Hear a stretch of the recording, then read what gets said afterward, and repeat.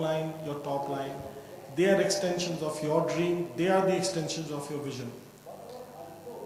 If you move around in a lot of business circles and you speak to CEOs, managing directors, entrepreneurs, businessmen, there is a distinct difference between companies where the CEO is hands-on with his people, where he's speaking to people across level, where he's not afraid to go down to his peon and speak to him, or his warehouse manager or the warehouse boys, and ask them what is the problem, and he gets to know the real problem, he gets to solve it, he gets his perspective right, he gets the understanding right. As you know, if you were a coach of a football team, there are no bit players. There is nobody who can say, I did my bit and you did your bit, we still didn't win. A company has to move forward together, and a CEO must know his team very well. He must know who to position where. He must know which player to hide, which player to put as a forward, and how to score that damn goal which he has to score. It is a clear imperative. Strategy is part of it, financing is part of it, business planning is part of it, but HR planning, devotion to HR must be an absolute obsession for a CEO who really wants to grow fast, who really wants to establish himself, and who has, perhaps in my experience, has limited resources to fight against the plethora of people who come, who invest and surge ahead in business on sheer money power. You can fight them with your HR, you can fight them with your real passion for managing your people very well. Any comments? Anybody else? Today, I think HR has gained importance primarily because I always say in the manufacturing era, when the fixed assets used to actually kind of be valued very high. But today what happens is in the new economy, especially if you take the ITES space or the retail space also. In IT space especially, the fixed asset is the computer which they work on, and that actually depreciates 25% every year. After 4 years it's written off.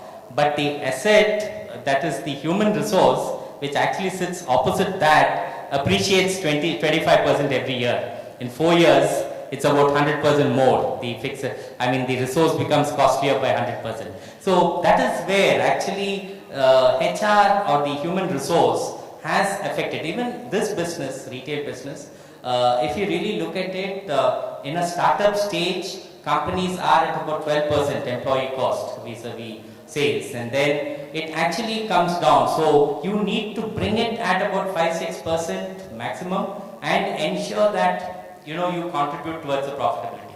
That is why HR also, which used to be just personnel officers or labor welfare officers in the past, have today kind of moved, and they are holding board level positions, and that is on HR. And if you look at the CEOs, I think you take all progressive organizations which have done very well for themselves, be it IT, retail, manufacturing.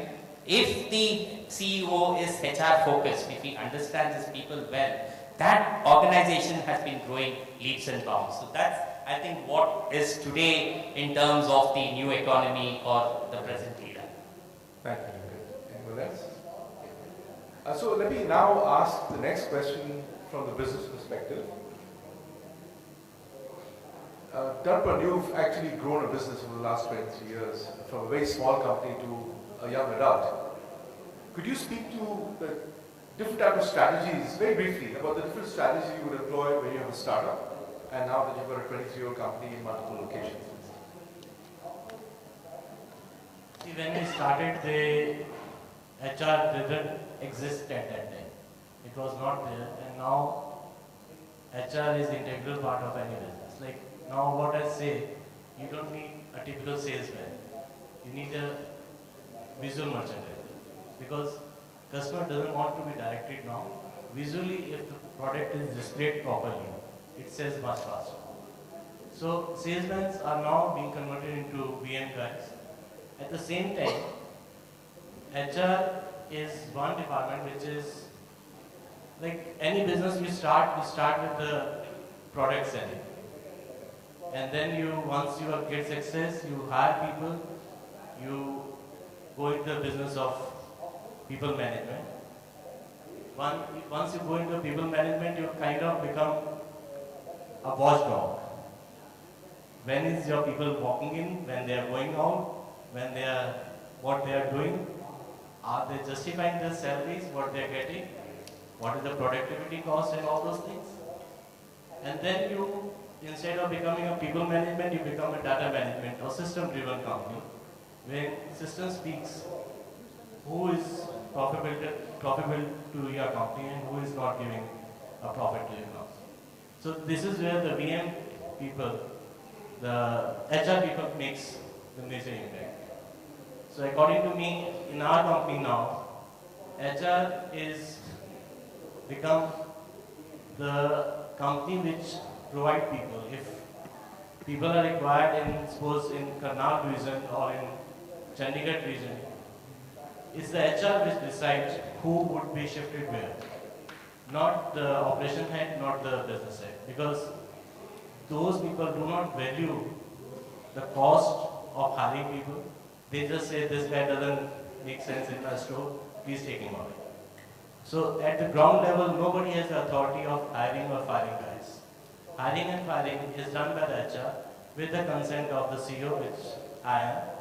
And HR, if you control your HR and your accounts, you can manage your company sitting there in your offices. Thank you. Would anyone like to add something there? Okay.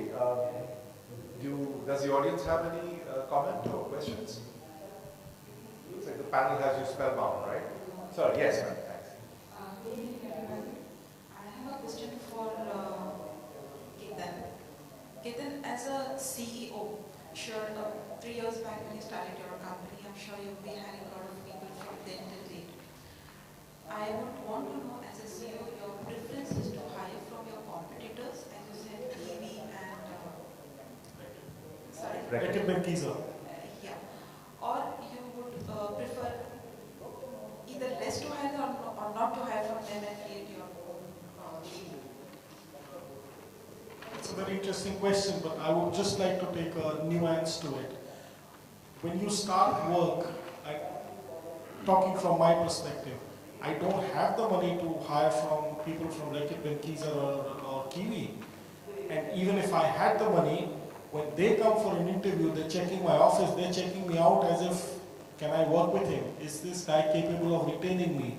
Does this entrepreneur or this so-called CEO deserve a brand manager or a general manager like me who's used to working for a UK-based or a US-based MNC? I travel in business class, I move around in X kind of cars and I stay in this kind of environment and so many benefits. Sorry, it's not available. That talent does not come to you. It's very, very difficult. But what you need to do is you get talent which is working in smaller companies, which are looking for growth. You have to catch them, you have to bring them to your company, you have to make them a part of your dream. You have to then train them to the higher processes that they miss in an organization. And if you find that they are committed, they share a dream, they want to have unimaginable growth for themselves, they become engines of growth for you. It's extremely difficult for a startup company to get extremely good talent unless you have funding from a venture capitalist. It's extremely difficult, believe me. But it is possible for a startup company to make excellent people out of the people they get because they have more time to train, they have more time to look after their demands, they have more time to attune the business and to make the person attune to his business level. They can drive the growth from their people. Getting people from outside may not be the right answer, but training your people, developing your organization towards your goal with the set of people you have, putting the commitment value into them makes a lot of things happen. I hope I've answered your question. Thanks. In fact, that leads us into a very nice segue into the issue of retention and recruitment. Yes, there was a question. One more question. How do you manage the poaching from these competitors now? Like maybe all those people are trying to capture your good talent you have recruited. One is you have to be sure of your own organization. Poaching is a term that I don't like. There are people in the company who are at a point they become bigger than the company or the targets of my company bigger than them. In our company, we have a very open door policy. We do not encourage employees to keep sitting in the company and saying, you can work here for 20 years. We rather tell them, please deliver what you want to do in 3 years, 5 years, move on to bigger companies, create an excellent future for yourself. We know our limitations very well. We do not limit those employees. We do not create an environment where they think they can be poached. We create an environment of such confidence, of such passion for working, which they miss in big companies. I in fact speak to a lot of people who are working for big companies and why they would like to work for a smaller company like me. In fact, I can give you a very fresh experience. I'm recruiting some sales heads for a vertical in my company, and they've come from top organizations. And I asked